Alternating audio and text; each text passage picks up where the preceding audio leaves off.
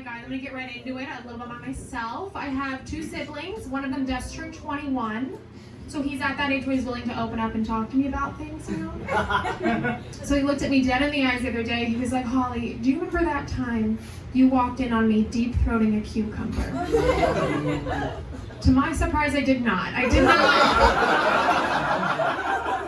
not remember that time. And he was like, oh, cool. Well, now that I said something, what I was trying to do there, whatever you may be thinking, what I was trying to do was just trying to get the maximum bite possible. And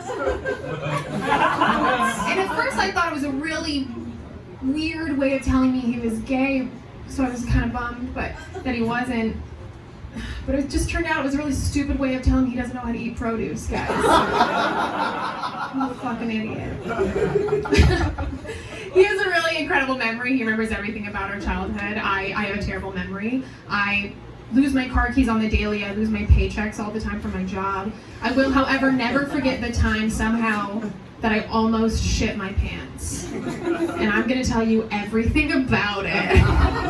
You're like, please don't. I'm gonna paint a scene for you, okay guys? When it was July 3rd, 2014, LA. That's a hot month.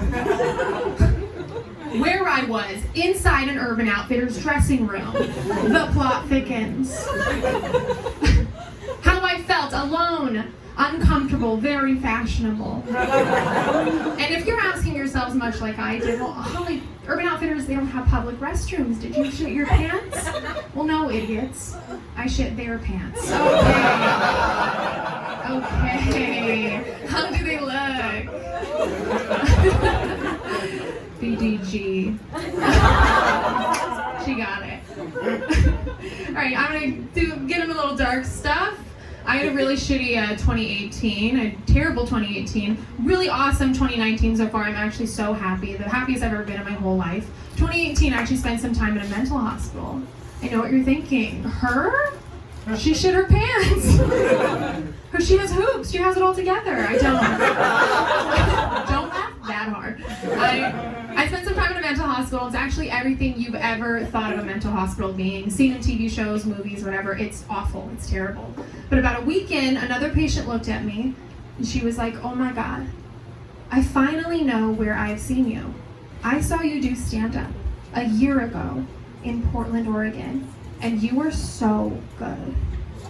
Guys, did I fucking make it? Oh my God. Am I successful? What is that? That's all we want as stand-up comedians, guys. To be that close to their fans, an opportunity to touch our fans like that. I mean, I couldn't touch her. We were both strapped to our beds in the sidewalk. Oh my God. It felt so good, emotionally.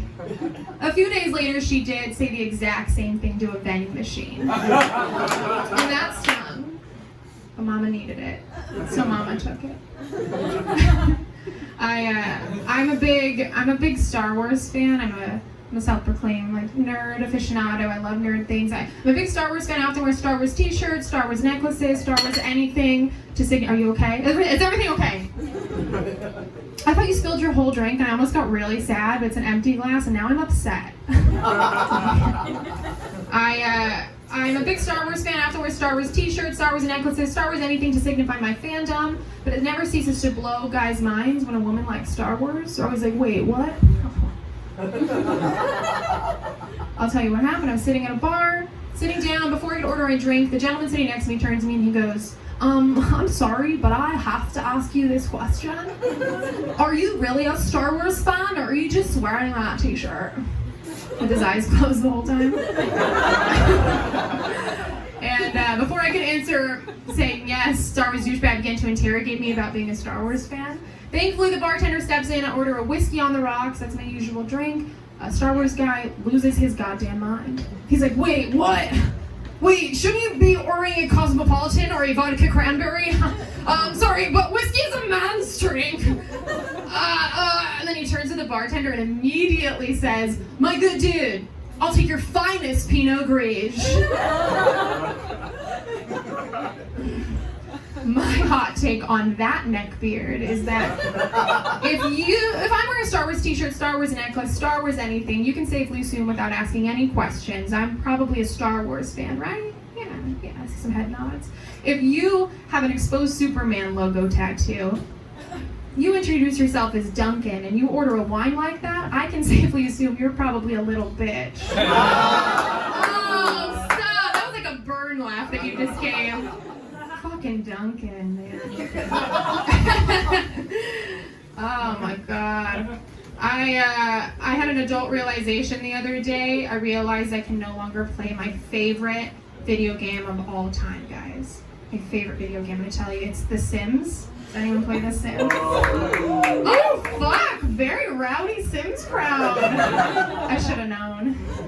The Sims is my favorite video game. For those of you that don't know what it is, I'll explain. It's basically a real-life simulation game. So you make a sim, you get it a job, you live its life, you build it a home, or if you do what I did as a child, you make all your Sims fuck each other, and then you kill them. You murder them all. You kill them all, am I right? Yes, you do.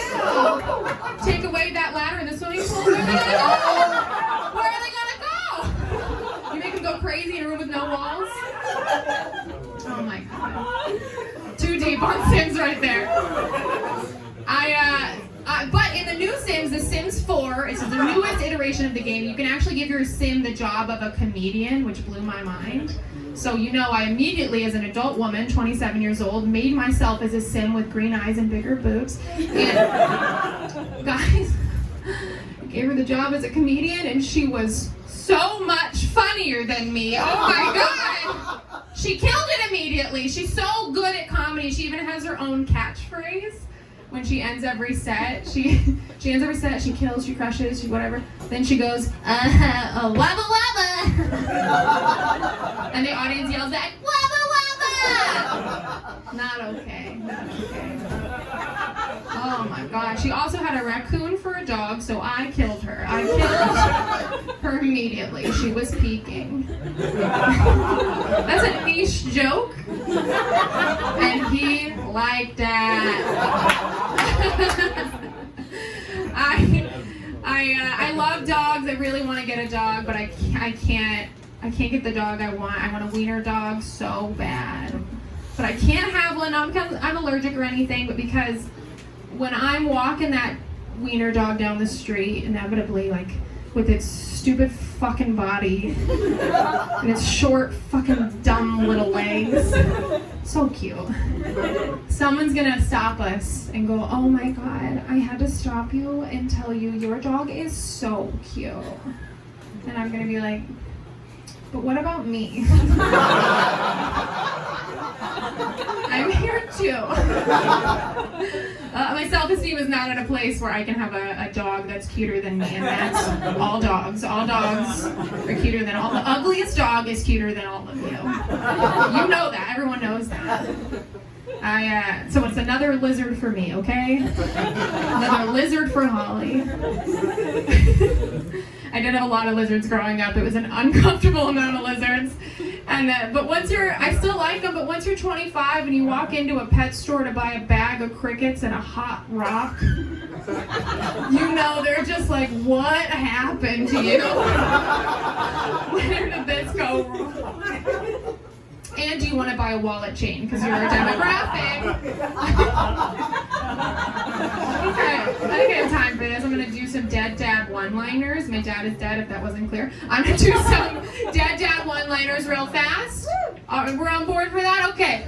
Dead dad one-liners, go! A lot of my friends think that I have daddy issues in my dating life because my dad is dead, but I'm here to tell you guys I don't. I have a very supportive boyfriend. He's so kind. He's generous. He's 65. My dad worked in film and television my whole life. He worked on the TV show Frasier, if anybody's familiar. That was 3 cheers for Frasier. Most people just like silently open a book and drink tea. And they're going like, yes, I do like Frasier. So this punchline's not gonna work now that I talked through it, but I'm gonna do it anyway. So now when I think about him being gone, what I miss the most is like, I don't know what to do without tossed salad and scrambled eggs. And I looked right at you. My dad died of cancer. My grandpa died of cancer. My aunt is battling breast cancer. So to me, what's 1, 2, or 5 more STDs? You know what I mean? So I'm here for a good time, not a long time, guys. Eat that raw cookie dough. Gonna end on this. I do love Star Wars. I actually saw Solo, a Star Wars story, in one of those like lounge chair theater things. They go back and forth or whatever. And halfway, it was a sold out midnight screening. Halfway through the movie, the sound goes out. People are fucking furious. This young lady that works there walks in and she was like, I'm so sorry guys, the projectionist is working on the issue. We'll have it ready in 20 minutes. And everyone starts booing her collectively. And then she goes, please, please guys, it's not my fault. And then this guy gets up out of his lounge chair. I know because I hear it go up. And he goes, then bring us the person responsible! A little aggressive. As my nerddom, I yell out, why? So you can throw him in a pit, Jabba? She does like Star Wars. I think he felt bad, so he sat back down after that. I heard his chair go down. And that's when I, turned around and squinted in the dark, and I was like, oh my God, Duncan, you dumb little bitch!